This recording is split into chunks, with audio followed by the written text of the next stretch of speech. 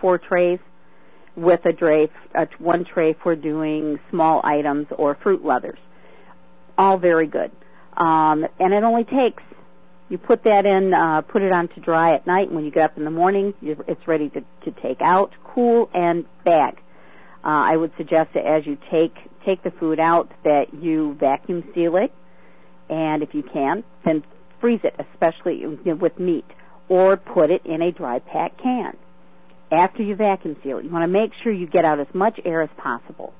Now, that's another thing. Remember, we'll do kind of like what the military does. They do 3-tier protection packaging.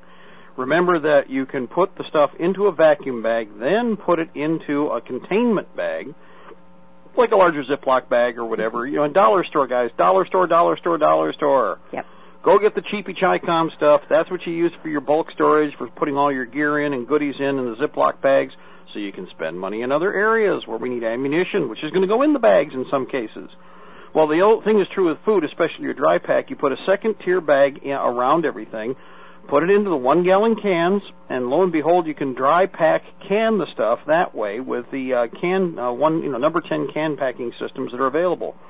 Another option is, if all else fails at least, just put them in mason jars once they're in the vacuum cans.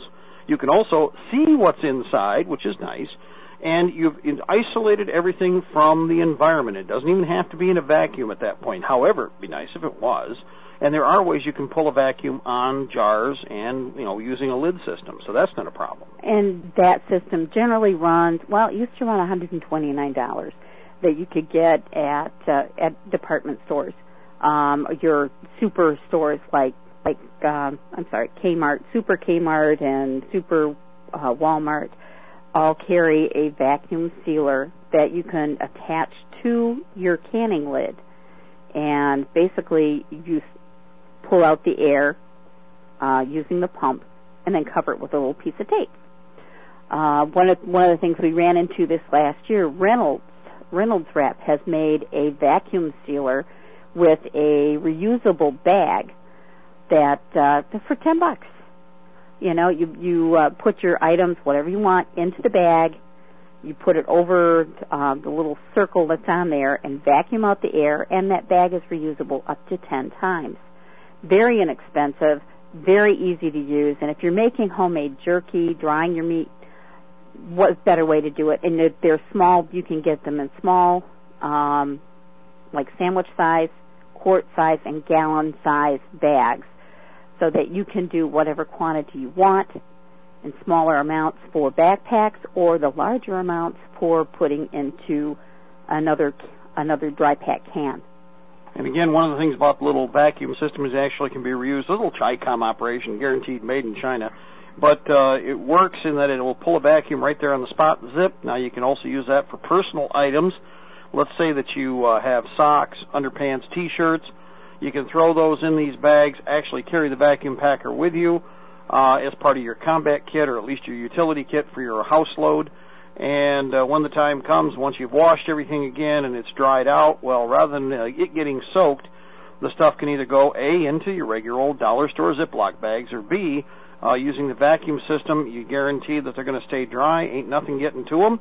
And when the time comes, you open the seal, congratulations, you got something ready to go right there, and it's serviceable. Also, of course, with the food, such as jerky, pemmican, freeze-dried or dried fruits and such.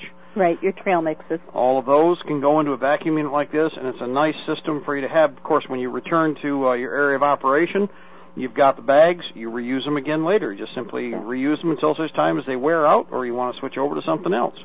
But it's a good solution, especially in Phase 1 operations, where you're evacuating from an area, moving to another site where you can have everything pre-deployed. And that's another thing to look at right now is, in the event that the goofs on the other side try to plug in some nonsense with an attack on an American city, which isn't going to be somebody overseas. It's going to be, well, it will be. It'll be the Mossad combined with whoever else is helping them, combined with the traitors inside the U.S. Now, if that happens, or if they attempt that, you're going to have to look at leaving the larger population areas. And, again, you should have either arrangements with farmers or family members that have farms, or looking at loggering up. In other words, working together with other people who are of like mind, where everybody understands the importance of what you're doing. You can't just hodgepodge at the last minute. Start working through this now. Take a look at your weak points with regard to people that might be participating, and strong points, people who are already committed, and then organize accordingly. Now, OPSEC, operational security, is critical here, even with your food. Common sense. We don't leave wrappers laying around. You don't stand there in front of a whole bunch of people that are hungry, chewing on a big chunk of beef jerky, going, yeah, I'm doing just fine. They're going to think, yeah, you're doing just fine, and it looks like that beef jerky should be mine. Well, we don't want that to happen, so you got to use common sense with regard to securing your food, and also not announcing a whole lot about it. Let everybody believe whatever they want to believe, but basically, again, you don't just have what you have on site. You should cache a specific amount of your material away from the site. Again, if you're going to evacuate from the location where you are, set up a